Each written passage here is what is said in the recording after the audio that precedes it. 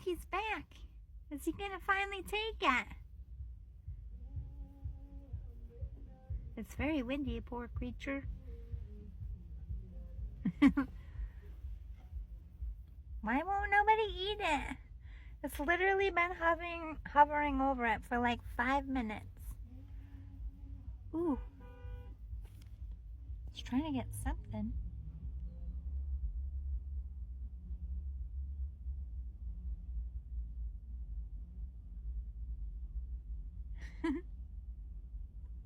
It picked something up out of the water and it dropped it.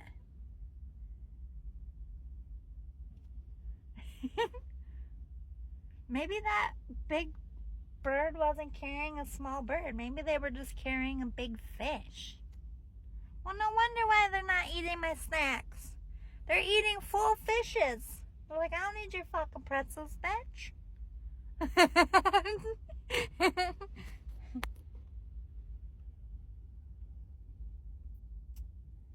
I really want that big ass bird to come back. The big bald eagle I saw. Come back, sir. Please come back. I don't know what these seagulls are doing. They're just gliding. Where's my bald eagle?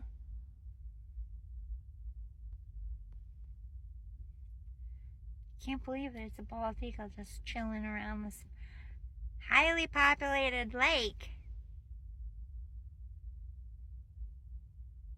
But it does have a lot of fish in it because people can't eat the fish out of here yet. This was once a severely polluted lake and we've spent billions of dollars dredging it out because I don't know if you can see over there, all factories. Factories, factories, and more factories that polluted this lake over like 50 years to the point of when I swam in this lake when I was a kid, I had rashes on my skin. Now you can swim in it, you just can't drink it, and you can't eat any of the animals out of it. But the local wildlife can, and they seem to be thriving. Just we're not all the way there clean yet. You know what I mean? We're getting there. That takes years to undo damage like that. They literally just kept dumping their chemicals right into the lake. Like their waste was this lake. And that went on from the 1940s until the mid-80s. And I was born in 84, so I came swimming in here in like 1995, and you know, that's around the time we were finding like two-headed fish, two-headed frogs. It was like some fucking Aaron Brockovich shit, okay? And I swam in this shit.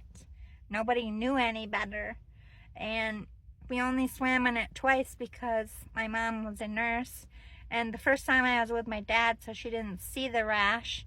The second time we all came for the day, and you know, she got in it too. We all got rashes, and she said, no, you're never getting in that water again.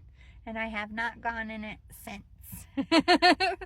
So what I mean by rashes, like blisters on my skin, or like red chicken pox looking things, and it was from like really nasty chemicals that people shouldn't be exposed to. They were just dumping it in this water.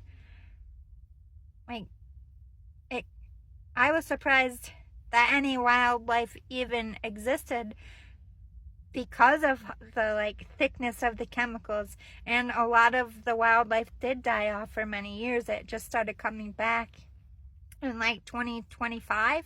The fish population was back, the frog population, the birds were back, but there was like all the birds that were on this lake, they were like born with 3 eyes. It was like freaky ass shit. Coming to this lake in the 90s, like you never knew what the hell you were gonna see. That's the magic of this lake and why it's so beautiful now. And all these tourists that walk on it and boat on it, they would never even know the horrific history of this lake. It's called Onondaga Lake Park if you want to Google it.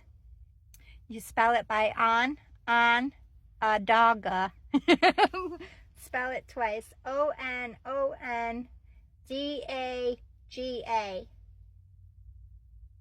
Onondaga. That's how I learned how to spell it.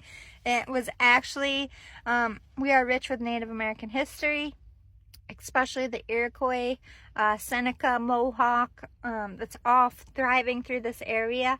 And this was the natives. They lived all the way around this lake before it was Syracuse, before it was a big city.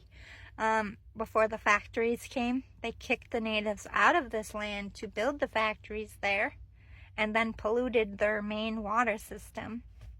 So yeah, basically they're assholes. And you can still walk it up. Every time I come here, I find arrowheads, like old ass rock formed arrowheads. You will go home with one. You can't walk around this lake and not find them. That's how many tribes lived on this lake, that you're still, like, there's thousands and thousands and thousands and thousands of them in the water. They used to spearfish. That's how they caught their fish. So, and they also used them for arrows, like all the game that would come up to the water, they would shoot it while it was trying to drink. So you can find a lot of, I found Native American coins here from way back in the day. I found, like I said, I find arrowheads all the time. I actually have a couple in my apartment. I don't normally take a lot of the arrowheads home because they are cursed objects because of what happened to this lake. But you can tell when you pick it up, when you bring it home, if the energy's bad, get rid of it. But the ones that I take are from, like, people that I felt had good energy. I must pick up good ones. I did pick up one once that looked very different. It was very black, and I just did not like the feeling when I picked it up. I left it. It was the biggest one out of the whole lake, and I was like, nope, I'm not taking my chances. So trust your gut on Native American things. But anyway, I'm going to Splitsville here. I gotta run some errands. Is that my big bird up there in the sky? Or is that a seagull? It's just chilling. I wanted to dive in the water. See how it just, see how it just chills like that? This flaps. Oh, I missed that. I was too busy watching for myself. I was being a bad camera lady. I think it's a seagull anyway. It's not my big bird. I really want that eagle to come back, but it's so rare to see one. Be able to see it again was probably pushing it. Anyway, toodaloos.